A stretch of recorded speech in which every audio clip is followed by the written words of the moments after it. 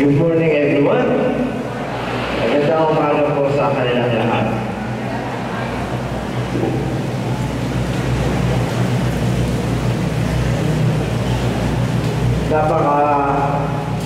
Napakabait po ng ating Diyos at tayo ay pinadala rito.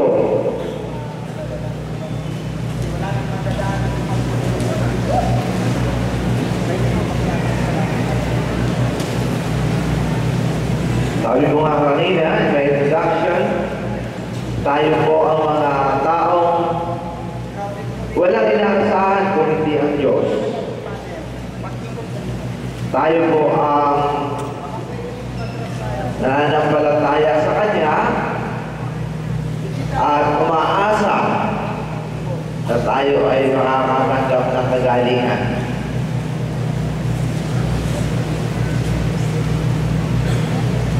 Hayaan nyo na lang, sir.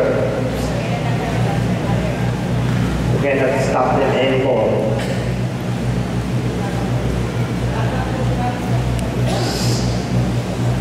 Hayaan muna ako magsalita, mamaya na kayo. Let us focus on homily, because anointing starts here. Kailangan maliwanagan niyo ang salita ng Diyos. Dahil sa ministry ito, it's not magic. Hindi porke ginawakan niyo yung kamay ko, kayo gagaling. Ginawakan niyo yung damit ko. It's about the Lord. About the Word of God. Tungkol ito sa salita ng Diyos, sa mensahe niya. Kasi kung hindi niyo makikita ang tunay na mensahe ng Diyos, at ang ministry ito ay hindi magdadala sa tinatawag na conversion and salvation, this healing ministry is nothing. Ako gusto magsasabi sa Diyos na tanggalin na ito lahat. Dahil the reason why I'm doing this, or the reason why that God pinili ako upang tayo mapalapit sa Diyos. At ang pagpapalapit ng tao sa Diyos, nag-uumpisa sa pakikinig ng salita ng Diyos. Kailangan natin maliwanagan ang ating isip. Dahil napakaraming misconception. Yung nasabi sa pagbasa ngayon, itinanong ni Jesus, sino ba ako? Sabi na ito sa mga tao, we need to know who is this God. Ikaw ba si Elijah, si Moses, propeta? Kailangan natin nakita si Jesus ang Messiah, ang tagapagligtas. So the reason why I'm doing this is for our personal salvation. Kahapon, nandun po ako sa Iriga. Meron po doong babae na hindi nakakarinig, napakatagal na. Mga kapatid, kahapon, matapos umatay ng misa, may pray over, yung kanyang pandinig bumalik. Nakarinig na. At mayroon din po doon na babae, tatlong babae na hindi, na may bukol sa dibdib. Sis, mas, may goiter, kahapon po nawala ang mga bukol. At marami din po doon ang nasa wheelchair. Nag-umpisang maglakad at itinulak na nila ang kanilang mga wheelchair pauwi ng kanilang bahay. Yan. That is our God. Ang ating pong Diyos ay mabait. Ang ating pong Diyos ay mapagmahal. Ang Diyos na patuloy nagagamit ng instrumento upang magpaalaala dahil kung tayo mga tao nakakalimot. Tayo pong tao, napakadaling makalimot. Madali po tayong malito o malilang. Hindi nyo ba minsan napapansin? Kapapasok-pasok nyo ka lang na simbahan, nagmumura na. Hindi ka marinig. Sino yun? Kaya sabi, siya na po. Hindi niyo pa po napapansin minsan, kahit kayo nandito ngayon, aaten ng misa, mainit ang ulo. Isa siguro yung mga hindi makapasok, nagagalit, lalo na mamaya. Hihingi ng hiling, galit, nag-aaway-away. We are here for the Lord.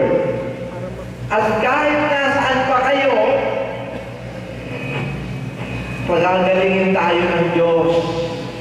Yun yung mga nasa telebisyon, nasa radyo, nakikinig, nakakatanggap ng kagalingan. O kayo pa kahit nasa labas, you don't need to be here in front. Hindi nyo kailangan punta sa unahan. As long as you believe, as long as you feel the presence of God. Gusto ko lamang kong maipaalala sa inyo na ang Diyos ay buhay. Nakikita ang inyong ginagawa, iniisip, at iginagalaw. Nung natanggap ko po itong gift na ito, ako'y bata pa. Ako'y 16 na taong gulang.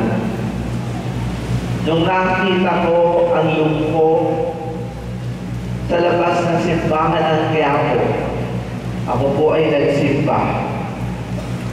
Dahil po ako ay mag-e-enroll noon sa university. Nung nakita ko po yung lumpo, ako'y naawa. Nilapitan ko at sinabi mo, gusto mong ipagdasal kita? Ito naman pong lumpo ito,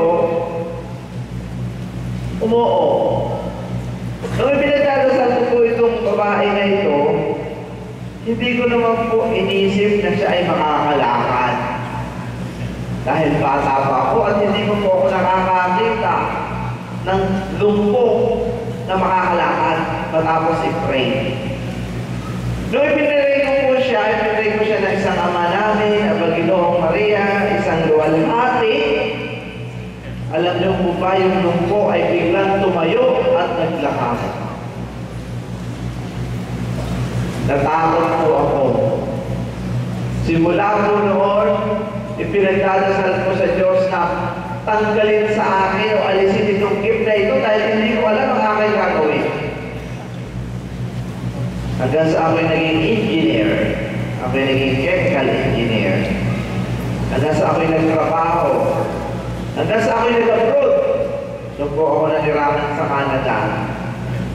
Doon po ako nagpatuloy para maging pare. Doon po ako'y magiging pare na dahil sa napakaraming records ng healing at nabalitaan ng aming spiritual director ang nangyari dito sa isang babae na namatay na, tatanggalin na yung organs, i-donate na yung organs, uoperahin na lahat ng vital organs dahil i-donate, ihiwain na po yung puso at kung ano-ano pang organ sa katawan. Nung ipinray ko po itong babae na ito, bigla pong nagmulat ng mata at nabuhay. Nung nalaman niya ng ating spiritual director, ako po ay sinabihan na ito pong regalo ito ay aking gamitin para mapabalik lahat ang tao sa Diyos. Ito nga ang nangyari.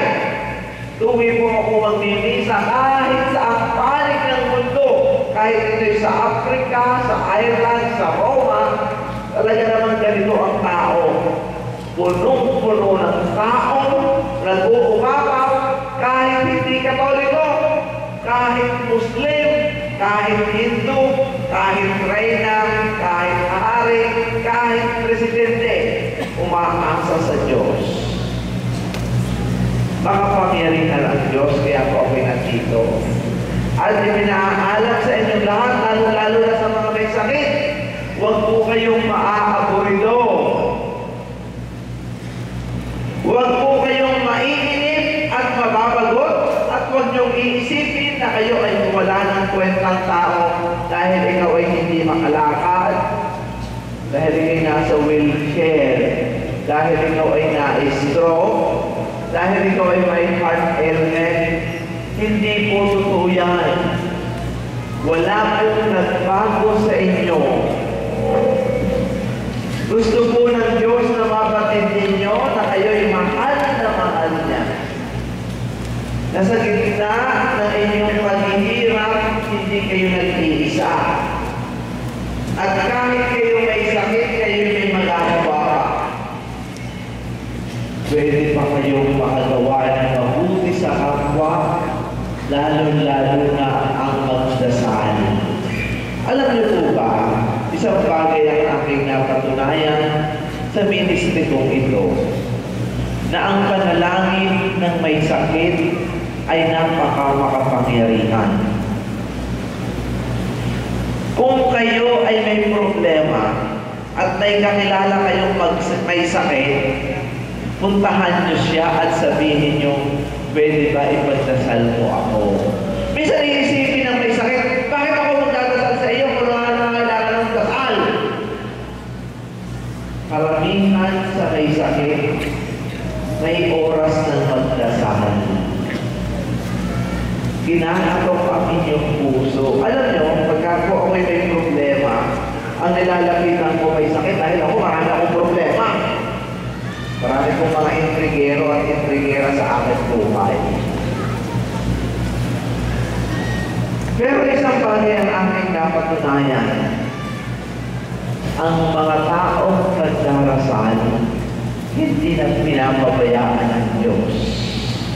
So, ano mga nandito ngayon? Ang gusto po ng ating Panginoon ay hindi lamang kayo'y makalakad o mawala ang cancer. Hindi gusto na Diyos gumaling lamang kayo sa diabetes o luminaw ang inyong mata. Mawala ang inyong arthritis. Ang gusto po ng Diyos, kayo'y makalapit sa Kanya. Gusto po niya na mawala ang tinatawag na galit, paghihiganti sa inyong dibdib, at ang bawat isa na nakakarinig ng Kanyang salita ay magbagong buhay. Mawala po yung tinatawag na kadamutan. Stop being selfish. Hindi nyo ba napapansin? Hindi lahat na nagsisimba mabuting tao. Hindi nyo ba napapansin, karamihan mga nagsisimba, sila pa ang numero 1 chismosa. At napakatatapang, at napakasusungit. Sabi niya, bakit may mga taong ganito? Simba ng simba, palamura. Swapan, ganit, mapagsamantala. Sila naman ang nasa simbahan. Kasi kung karamihan sa atin, hindi nakikinig pag nasa simbahan kung ano-ano iniisip. Kulang na kulang sa atin yung tinatawag na malalim na espiritualidad. Ang ating pagiging Katoliko ay tinatawag na religiosity. Ano ibig sabihin ng religiosity? Daming-daming santo. Wala akong masama sa maraming santo. Nakabitin ng rosaryo. Napakalalaki ng mga litrato. Pero, masama na ng ugali. Hindi mo mautangan. Kung magpapautang, malaki ang magpatungo. Karamihan sa mga taong nagsisisimba, swapan, mapagsamantala. Hindi po yan gusto ng Diyos. At kung si Kristo ay pakrito, yun din ang sasabihin. Huwag po kayong mapagsamantala. Babalikan naman sila ng Diyos. Yan, tuloy, nagkasakit. Kulang pa ang inipon. Kaya ko po yung sinasabi, dahil tayong lahat ay nahingi ng awa ngayon sa Diyos. Lahat na nandito ngayon, nahingi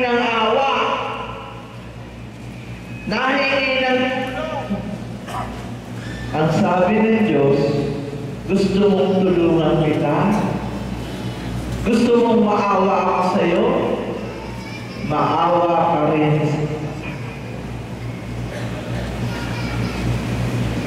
Gusto mong bigyan kita? Magbigay ka rin sa iba. Alam niyo, ito si Father niya, yun yung puti mong kasama, yung bumasa ng Bible, ng Gospel, yung po ay may itinanong sa akin. Nung bago-bago siya sa Pilipinas, ang tanong niya ay ito, Father Suarez, bakit kailangan Pilipino hindi mabago ang kilikili? Sabi ko, ewan ko. Baka sa kinakain. Sabi ko naman, pare-pareho lang naman ang kinakain nila. Hanggang isang araw, kasi po ako ay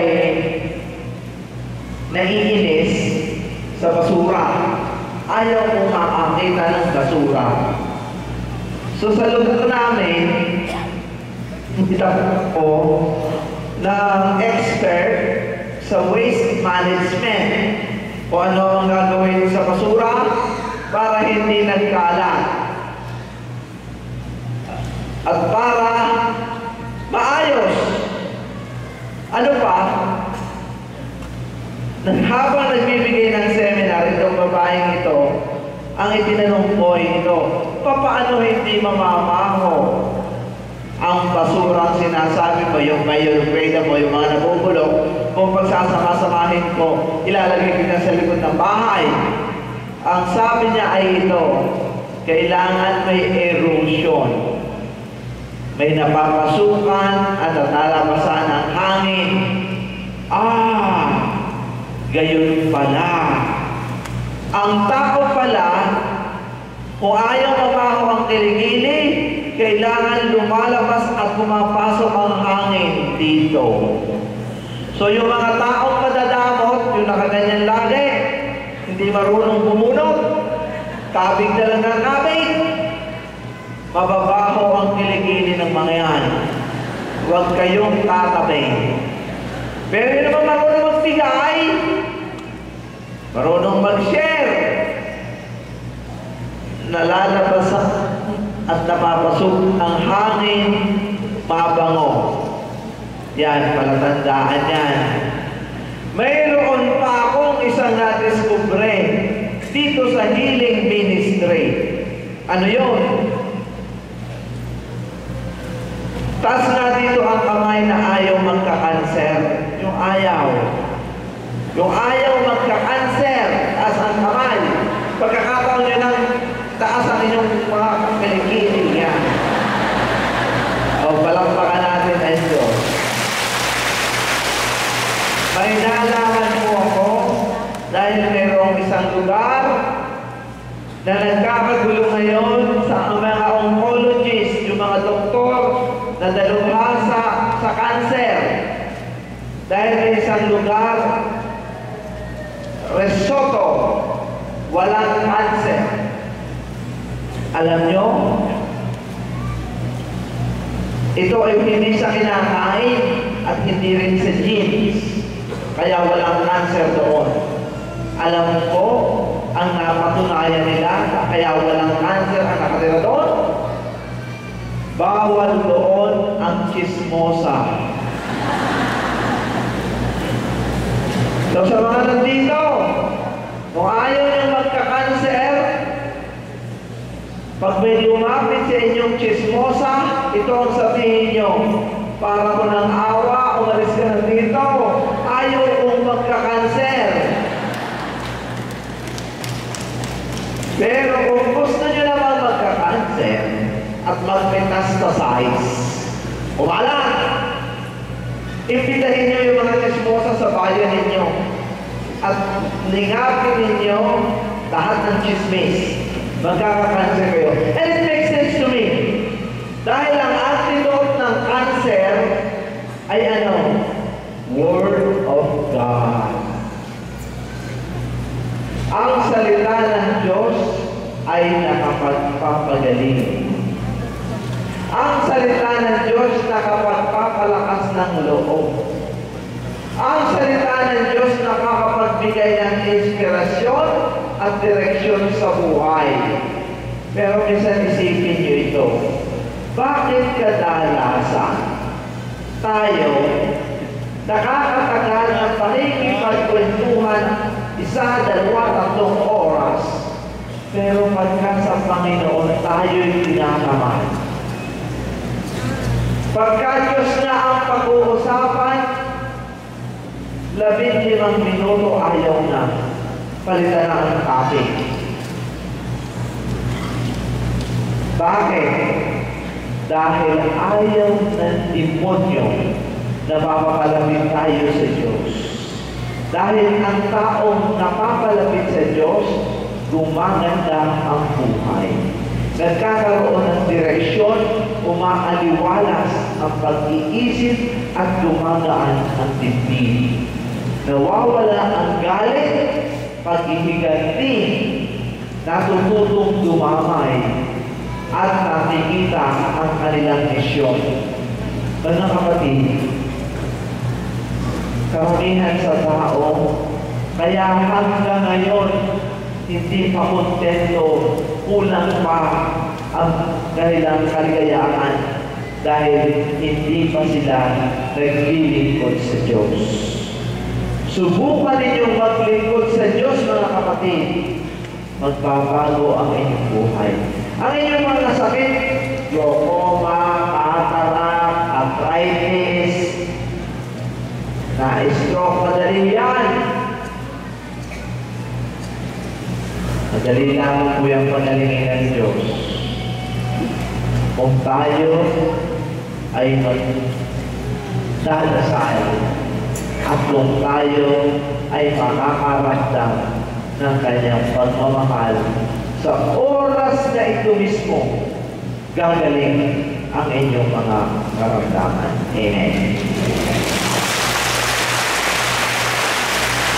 So, sa sandaling ito, magkakaroon tayo ng prayer for healing. So, close your eyes.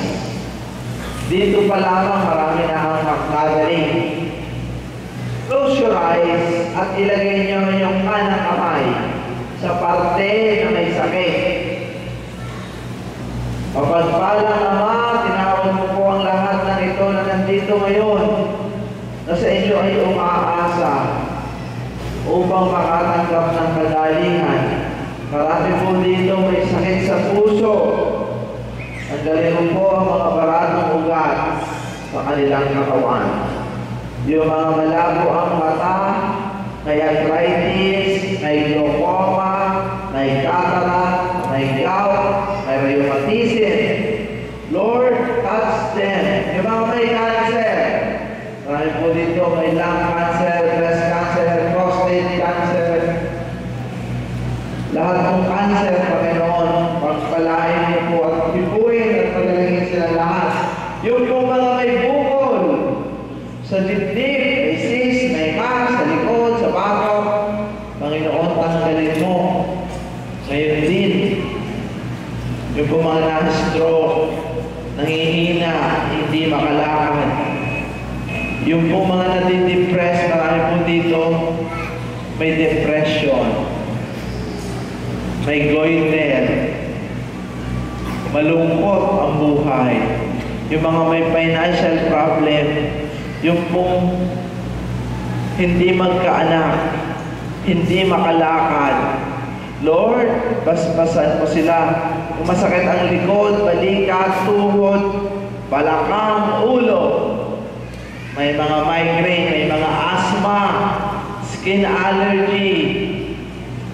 Lord, heal them. May mga sakit sa bituka, may ulcer, may sinus, at ganun din ang mga kamag-anak namin wala dito. Lord, at this very moment, heal them one by one. As we ask the intercession of the Blessed Virgin Mary, as we pray. Hail Mary, full of grace, the Lord is with you.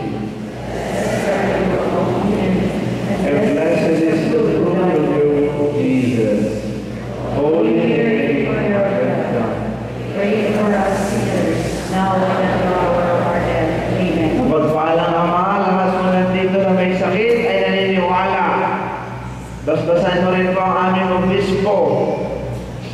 siyempre doon, lahat ng mga pare, relihiyoso, relihiyosa, at kami ay naniniwala na kami makakatanggap ng kagalingan sapagkat hinihiling namin ang lahat ng ito sa pamamagitan ni Jesucristo na aming Panginoon.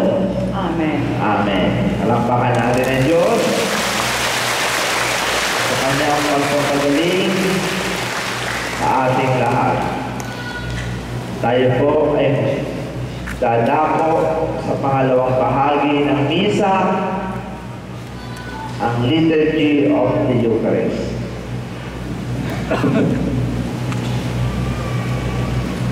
Offer po